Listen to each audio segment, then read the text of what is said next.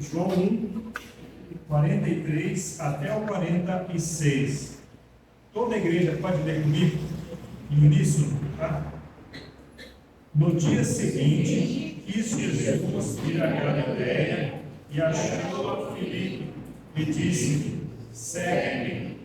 E Filipe era de Betsaida, cidade de André e de Pedro.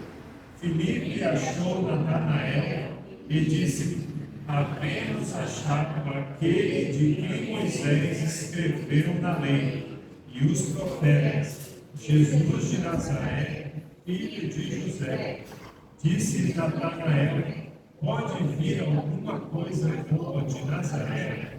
Disse-lhe Filipe: vem e vê. Gostaria de destacar aqui, irmãos, que envolve ser um discípulo de Jesus. Todos nós fomos chamados para sermos discípulos, quer dizer, seguidores, pessoas que seguem o chamado que Jesus fez, seguem. E uma vez que você aceitou Jesus como Salvador, você está seguindo a Jesus. Você não está seguindo a igreja, a batista bíblica, o pastor Fábio, o pastor seja lá quem for. É Jesus. Uma vez que a sua vida é entregue a Ele, é Jesus que você segue. E aqui Jesus estava no início do seu ministério, no capítulo 1, né? João Batista já havia declarado, falado de Jesus enquanto ele batizava. E os primeiros discípulos de Jesus foram os discípulos de João Batista. Lá um pouquinho lá para cima, no verso 35 adiante, vai falar que João Batista estava ali com dois dos seus discípulos de João. E aí, quando João vê Jesus passar, João faz assim, versículo 36, eis aqui o Cordeiro de Deus. E o que acontece com os discípulos de João? Verso 37, e os dois discípulos, ouvindo-no dizer isto, seguiram a Jesus. Deixaram João para ser seguidor de Jesus. E João não ficou com dor de cotovelo.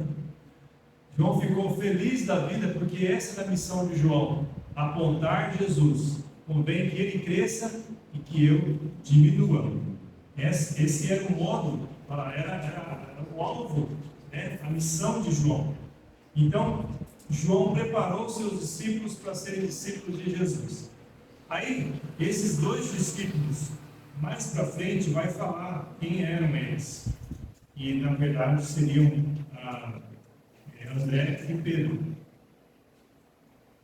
E logo depois desses dois que seguem Jesus, Jesus chama outro, que é o texto que acabamos de ler aqui no início. No dia seguinte, quis Jesus ir a Galiléia e achou a Filipe. Jesus achou a Filipe. Interessante.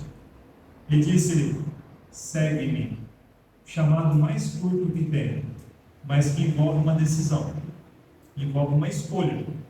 Ou ele podia continuar a vida dele, pescando, fazendo o que ele tinha que fazer, ou ele podia parar tudo, virar as costas e seguir a Jesus.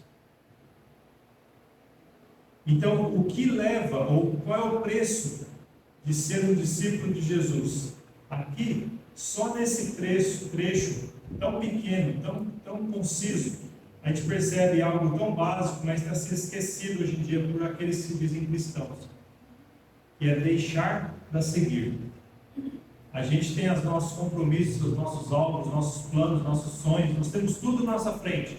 E muitas vezes as pessoas acham que seguir a Jesus é colocar Jesus em um dos bolsos da nossa mochila, porque eu tenho já tudo, eu tenho diploma, eu tenho meu alvo, eu tenho isso, mas agora eu acho que é bom, né, ter Jesus também. Então eu vou olhar no todo. Enquanto que, se você olhar o cristianismo raiz, que é o mesmo cristianismo que eu e você devemos ter, não existe cristianismo do passado, é o cristianismo de Cristo, tá? É o cristianismo de segue-me. Vira as costas para tudo. Isso não quer dizer, irmãos, que você vai largar um emprego, né? Ah, pastor, eu não sou pescador, mas é só pescador que larga? Não, tinha outros profissionais no grupo dos discípulos. Mas quer dizer ser que você vai priorizar Jesus de tal maneira que Ele agora é o centro de tudo na sua vida, na minha vida. Ele não é mais um, Ele é o único. E Jesus norteia a minha vida, inclusive o que eu faço, a minha profissão, a minha família. Mas Filipe seguiu a Jesus. E aqui diz que Filipe era da mesma cidade dos dois primeiros discípulos, que eram André e Pedro. E agora vai o segundo ponto que Filipe que prova para nós, né, qual seria o papel de um discípulo. Versículo 45. Diz que Filipe achou Natanael. Interessante que foi a mesma coisa que Jesus fez com ele. Jesus achou Filipe. E agora Filipe achou Natanael. Essa ideia de achar, irmãos, fica meio vaga para nós. Parece que foi um acaso. Você estava andando por ali e você viu, opa, está aqui, né? Opa, achei, né? Mas dá a ideia de uma busca bem-sucedida, né? Que você intencionalmente falou, cadê, opa, está ali, eu vou lá, né? E eu achei. A busca com um propósito. Tanto é que quando Jesus achou Filipe, ele sabia exatamente o que falar para Filipe. Segue-me. Já era endereçado para ele. Vem aqui, ó. E aí Filipe achou Natanael. E o que ele fez com Natanael? Ele disse: havemos achado aquele de quem Moisés escreveu na lei e nos profetas, Jesus de Nazaré, filho de José. Natanael, Filipe, como judeu, ele sabia muito bem o que a Bíblia falava sobre o prometido, sobre o Messias, sobre aquele que viria salvar o povo de Israel. Lógico, irmãos, que era muito limitada a visão das pessoas judeus daquela época. Eles muito esperavam um libertador político, né? Messias que vem tirar a gente das garras do Império Romano. Mas, pelo que Filipe fala para Natanael, e pelo que Jesus fala de Natanael, Natanael era alguém diferente, era um judeu dedicado, era um homem que fez o dever de casa. Quer dizer o que, irmãos? Que não só ouviu o básico da escola judaica e foi embora, não viu a hora de acabar a aula, foi embora, não, era aquele um que ficava depois da aula, sabe? Aquela pessoa que podemos chamar de Caxias, né? Que gosta de investigar, de aprender de a fundo, né? Natanael era esse tipo de pessoa que ele se aprofundava nas Escrituras, e Jesus fala isso dele depois. Lá no versículo 47. Eis aqui um verdadeiro israelita em quem não há dolo, quer dizer, não é um homem perfeito, mas é alguém que faz o dever de casa, alguém que realmente cumpre aquilo que é o alvo, né, de um israelita, alguém que estuda a lei, se dedica, medita na palavra de Deus. Então, quando Filipe falou que encontrou Jesus, a cabeça de Natanael foi como aquele arquivo que fica assim, vou encaixar todas as peças, vou ver se realmente é isso. E uma coisa parece que ele encaixa sobre Jesus, que é a pergunta que ele faz. Qual que é mesmo? Versículo 46. Pode vir alguma coisa boa na. A resposta a essa pergunta, irmãos, é óbvia. Não. Por causa da reputação de Nazaré. Mas é interessante que Jesus ele é de Belém. Umas profecias. É a terra de Davi. Mas ele cresceu em Nazaré, então era comum falar, ele é de Nazaré. Ele é de Nazaré. Vou dar só um exemplo bem básico aqui. Quando eu cresci na mocidade, o pessoal falava Alfado, mineiro. Eu fui para o seminário em Atibaia e falava Alfado, mineiro, Calminha, mineiro. Mentira, eu não sou mineiro. Eu sou mineiro farso, de Osasco, São Paulo. Eu sou de Osasco. Sou paulista que não me orgulho de ser paulista, porque eu amo Minas. Eu amo queijo. Eu não posso comer muito, né? Eu amo doce de leite, né? Eu amo Pouso Alegre. Mas eu nasci lá. Então, Jesus, ele foi alguém que era conhecido por crescer num lugar, mas ele era originalmente de outro lugar, segundo todas as profecias. Por isso que Natanael ficou meio. Está falando que o Messias vem de Nazaré. O que vem de bom de Nazaré? Aí o que Filipe falou? Ao invés de Filipe ficar tentando convencer, falar, né, tentar provar por A mais B que Jesus era o Messias, o que Filipe faz, irmãos? Curto e grosso, igual Jesus, segue-me, né? E fala, sabendo uma coisa, eu não vou ficar discutindo teologia com você, eu não vou ficar vendo os livros da lei, ficar provando, só vem e vê, vem e vê. Isso traz para nós, irmãos, um outro ponto fundamental de um discípulo. O discípulo, primeiramente, é aquele que segue a Jesus, que ouve o chamado de Jesus simples e obedece. Segue-me com fé, pura, simples, genuína. Sim, Senhor. Não faz perguntas, mas espera aí, o que eu vou fazer? Onde que eu vou? Quais são os meus privilégios? Quanto eu vou ganhar com isso? Jesus chamou? Sim, Senhor.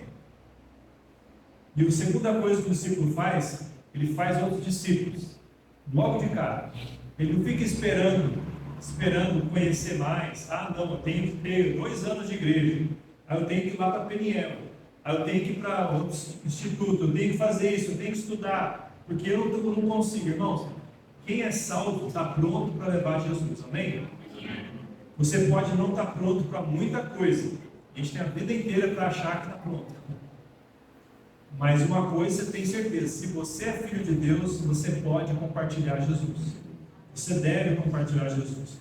A resposta que você dá para pessoas que têm dúvidas profundas é a mesma resposta de Filipe. Vem e veja, vem com você mesmo. Eu quero te apresentar Jesus. Você tem mais perguntas? Pergunta para ele. Mas o Jesus que me salvou é o mesmo que vai te salvar. Ele me tirou do inferno.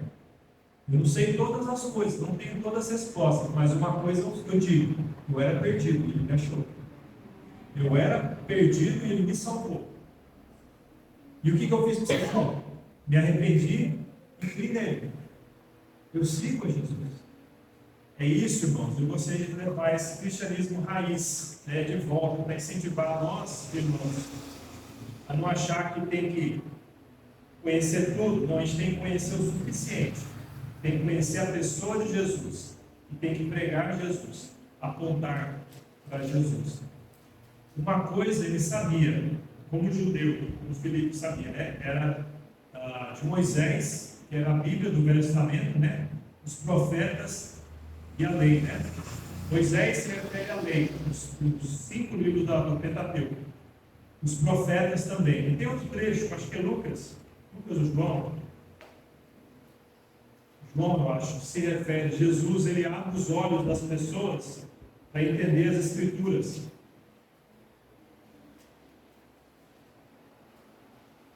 Se os irmãos abrirem lá no finalzinho, eu não tinha separado para falar isso, mas depois da ressurreição,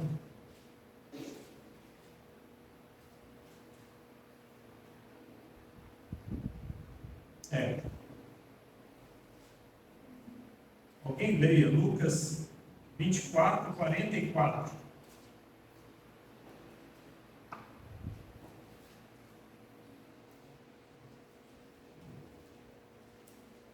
Lucas 24, 44.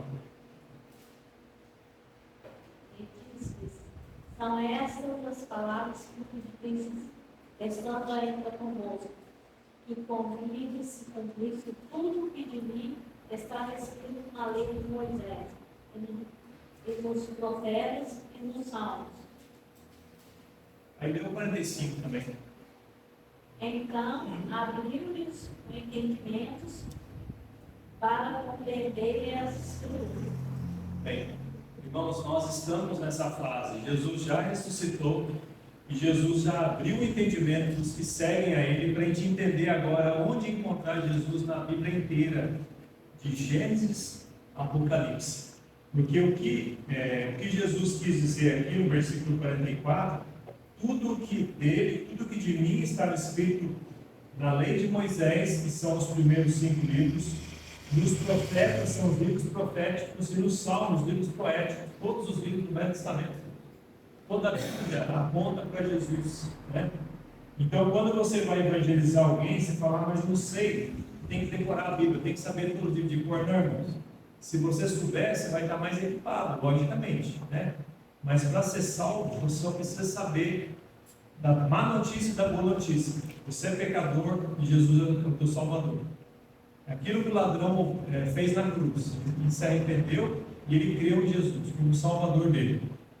Mas quanto mais você vive a vida cristã, você vai se aprofundando nessas verdades da Bíblia Sagrada. Então eu queria incentivar você. Nunca é cedo demais para fazer discípulo, como o Felipe. Faça discípulo agora. Você está fazendo discípulo? Tem dúvidas? Você não tem que ter todas as respostas. Fala, vem e veja, né? Ah, vem para a igreja para ouvir? Sim, você vai ouvir, vai aprender com os irmãos na nossa escola bíblica, mas você tem que levar pessoas a Jesus, para que Jesus abra os olhos delas e vejam Ele na Bíblia toda. Aí faz sentido. A escola bíblica faz sentido, a igreja faz sentido, né? Bem, irmãos, eu vou deixar esse incentivo para você.